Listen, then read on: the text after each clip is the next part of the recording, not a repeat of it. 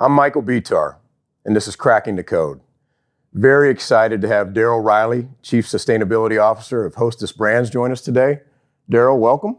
Glad to be here, Mike. Excited to have you, buddy. Yeah, look forward to it. We're going to get a chance to talk about our journey together, your journey throughout your career. So Darryl's been with Hostess Brands for 7 years now. That's correct. Joined the organization through Protis and has done some really innovative and progressive things. But I don't really want to start at the Hostess component where we currently are. I'd like to start at the beginning of your career, Darryl. So if you don't mind, walk us through your journey and how you've really curated your career from the beginning and what's that looked like. Awesome, Mike. No, I'll take an opportunity to talk a little bit about sort of careers. So careers are interesting for a lot of people. For me, careers are like stepping stones. And some people do things different ways. Some people take a stepping stone and they go in a straight path. So they work at one company and they're at that company for 25 years. And they figure out different ways of how to deploy their skill set in order to grow and advantage themselves. Others take zigzags. And those zigzags are, you may go to a different company. You look at career opportunities that are up, sometimes across, sometimes down, sometimes back up. But all the while, the eye on the prize is to actually do it so that you're advancing your career. My career is the latter of the two. So I did a lot of zigzags throughout my career. I started as a chemical engineer. I was really afforded a great opportunity, Mike, to spend 15 years working as a chemical engineer, which a lot of people don't have an opportunity to do. They graduate and they move on to something different. I was actually able to leverage that. And the reason why I thought it was so important, as an engineer, there are two things that really happen. The first is it helps to figure out how do you do problem solving, something that you'll have to do the rest of your career. And the other one was creating opportunities, something that I didn't really appreciate until you had to do that. Well, creating the opportunities is what has prompted me to then move into different positions of greater responsibility. I've gotten an opportunity to serve in a lot of leadership teams and actually represent the function on those leadership teams. So if I take a step back, yeah, it's sort of what I expected all along my journey. That's outstanding. That's outstanding. Take a minute and dive into some of those twists and turns, Darryl, and how did you know the right timing or the right opportunity to really spend, or directionally to go in? What gave you the sense that was the right move at the right time? Yeah, so often, careers are interesting. Sometimes you take opportunities and you have to figure out, is failure going to happen or not? But you have to take chances. It expanded your sense of purpose. It expanded your knowledge of the world. And I think that is what has prompted and has allowed me to grow, both as a person and mature as an individual going forward. So yeah, it really is interesting of the different opportunities that you get in a career. You have to take full advantage of them when they come to you. No, well said, Darryl, and clearly you've done that. I got the pleasure of meeting you about 7.5 years ago. And at Protis, we really pride ourselves on building companies and changing lives. And I think you are an amazing example of that partnership, not just with your career and your transition to Hostess, but also since you've been at Hostess and what you've built while you've been there. But where I'd like to go, though, is back to that engagement with Hostess Brands, 7.5 years ago. And originally, we were looking at a VP of quality role. And then we made the connection, and then things really kind of evolved in a really impressive way as far as I'm concerned. We get a chance to do this with a lot of professionals and a lot of great organizations. And I think those that are open-minded to understanding what is the talent and how do they best fit, ultimately put together those partnerships that last and flourish. I think that's what happened at Hostess Brands, but maybe walk us through a little bit about that VP of quality role and what it ultimately ended up being and what your ultimate entry point at Hostess was and how that was also a catalyst for your career there. Awesome. Hey, Mike, that's exactly what happened. So it was actually really interesting. I remember meeting you and Andreas and the team, and I remember talking to Matt Hall, who was then running HR. And I was interested in Hostess as a company. I had done my research in terms of what they were doing at the time, and I thought it was interesting. You know, all kids want to work at a company where their initial desserts were Hostess, and so I was the same. But looking at the company, they wanted to have someone in quality, and I had worked in quality before, so I felt very confident and comfortable with that. But I also wanted to do more. So when I was talking to Bill at the time, I expressed to him how I felt and how I thought about business, and what are some of the component pieces from the concept all the way through to the commercialization. And as I explained that, I think he also recognized that there was more opportunities for me to actually develop in the company. But Bill, he also had a very distinct role of what he wanted to accomplish as a priority. So he said, hey, let's get back together. I'm going to go sit and talk to some people, and then we'll reconnect to see where this takes us. So about a week later, I got a call back from Matt Hall and the team, and they expressed, hey, Bill thought this was actually a fantastic idea. He's spoken to the other people in the organization, and they'd like for you to come on board and represent us in this particular role.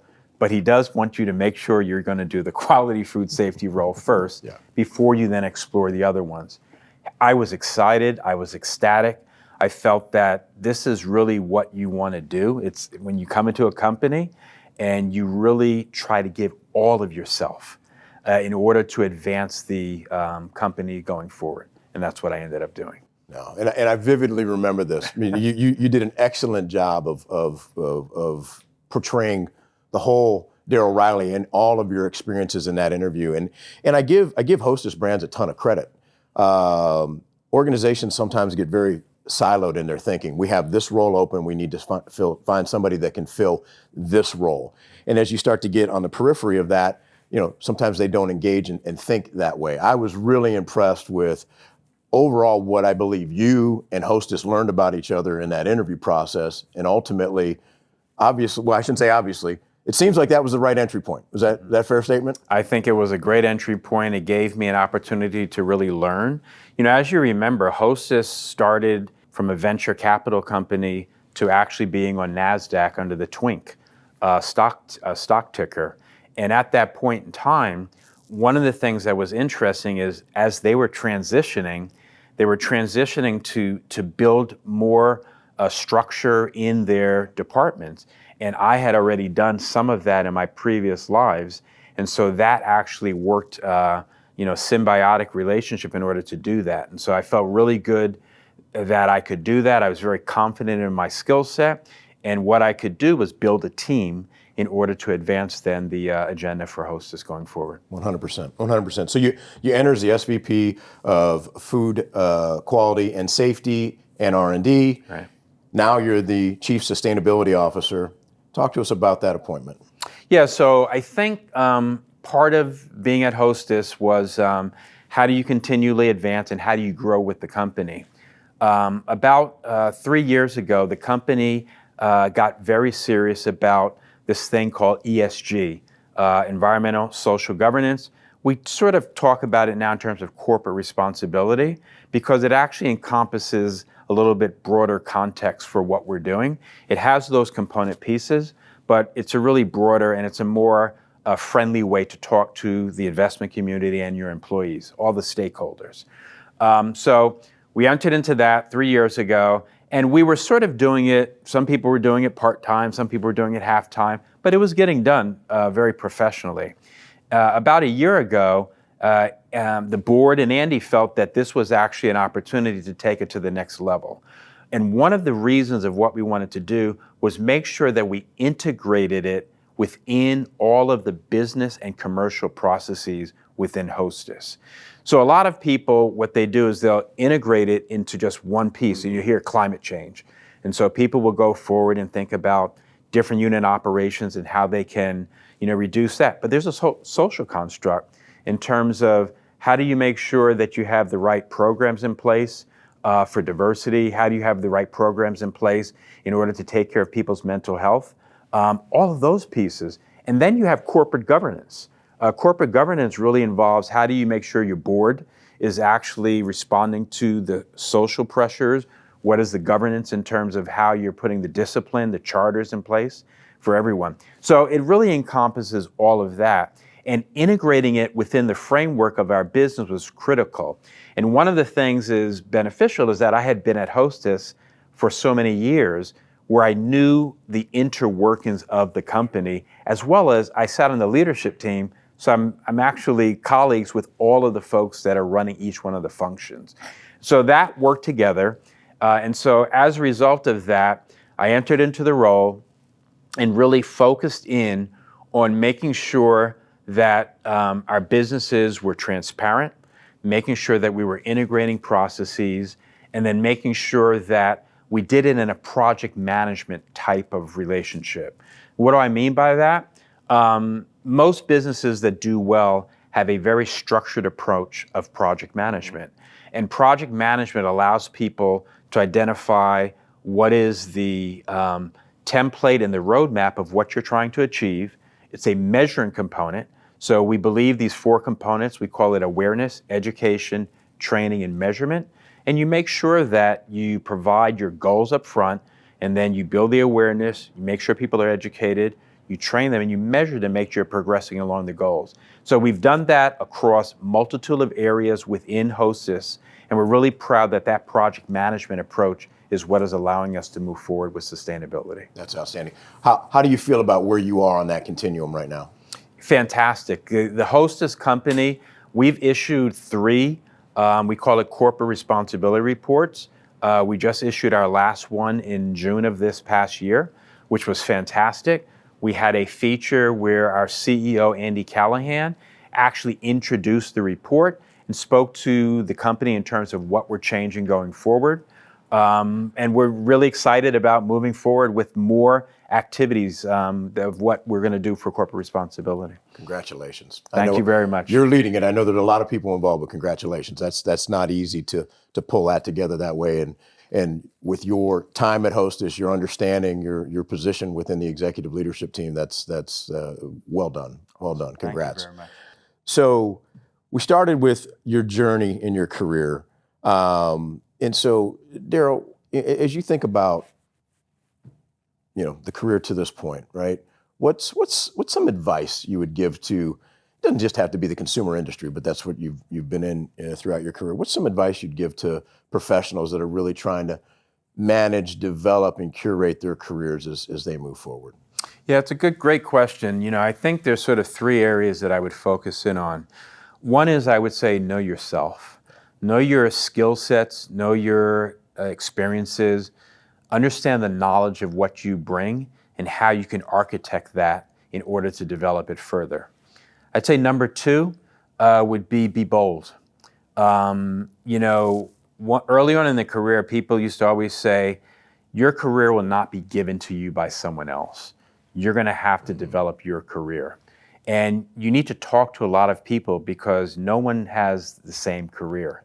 And early on for me is I found just amazing stories of different people that have done amazing things in their career. And so I was always intrigued with that.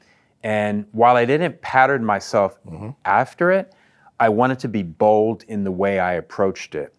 And I think number 3, I know people don't like to hear it, but you got to be in the right place at the right time. And oftentimes, being in the right place means you have to put yourself in the right place for that luck to happen. And I think, if I look back to my career, I did a lot of international moves. I spoke about being the zigzag. I did that on purpose because I think what I did was I exposed myself to a lot broader group of folks. And once you do that, different people along your career path remember you for doing different things. And you need to make sure that, number 1, you were disciplined with what you did. Number 2, you were bold in how you stood out. And number 3, like I said, there's a little bit of luck involved, and you put yourself in the right place to be lucky. Thank you for those. Those are outstanding. And just to stay there for a second, at Protis, we talk about that scorecard. When you and I talked, it was, know thyself, i.e. personally, professionally, and financially. What is it that you're trying to accomplish at this moment in time? Not to impress others, but that are important to you and your family, and that's it. And then that helps you understand, is the organization that I'm currently in the right one for me, for the next year, two, whatever period of time, or is making a move the right, dynamic for your scorecard, and then using that scorecard to really help you make those determinations as to who you're going to assess, interview with, and then ultimately how you make your decision. The Be Bold piece is incredible. I think most really successful people in any industry have had the opportunities to step up and be bold, and hopefully have taken advantage of those along the way.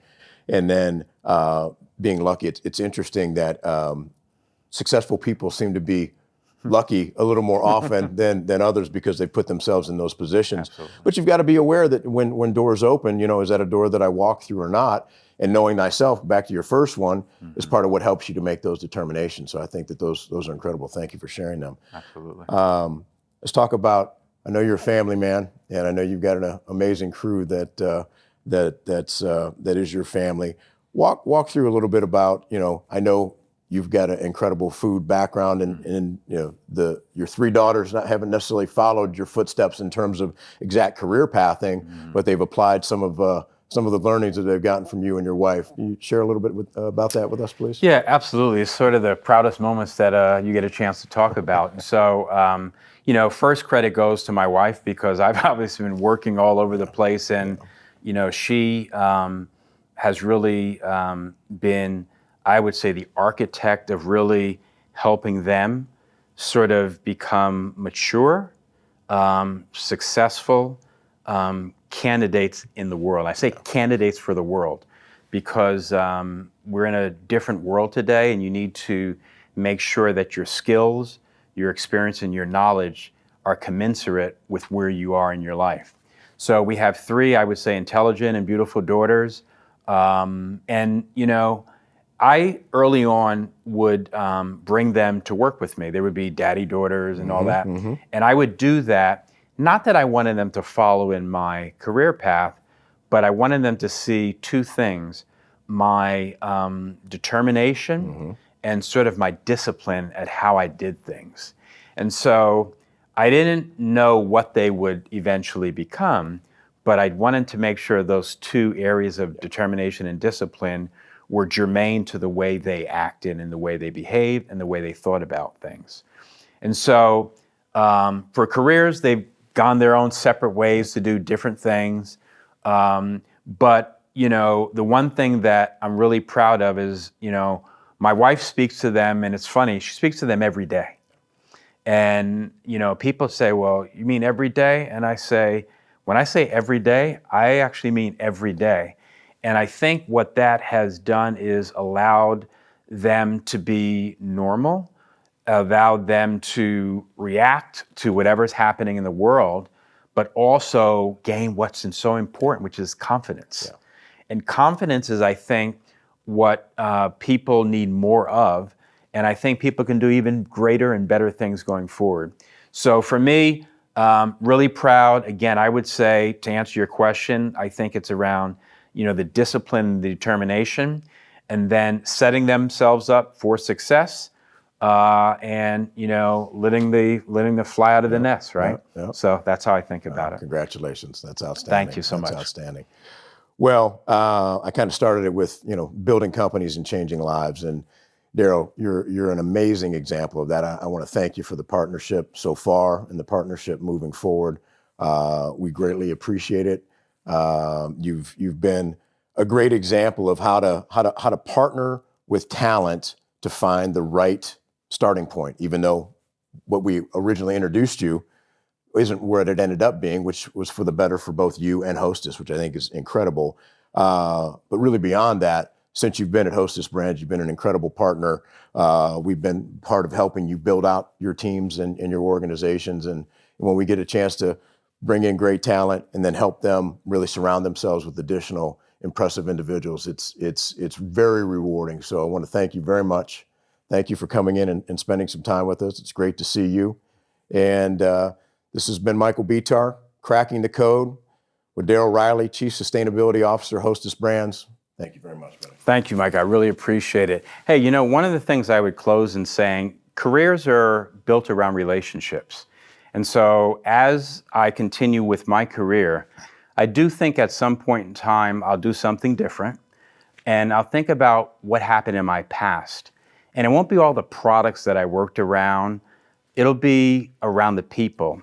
It'll be around the many lives that, from me being around the world, the many lives that I've touched, but also the lives that have touched me. And for me, that to me is what my career has been about. It's been about those relationships, and those are the ones that I'll carry forward going forward. No, well said. Well said. All right.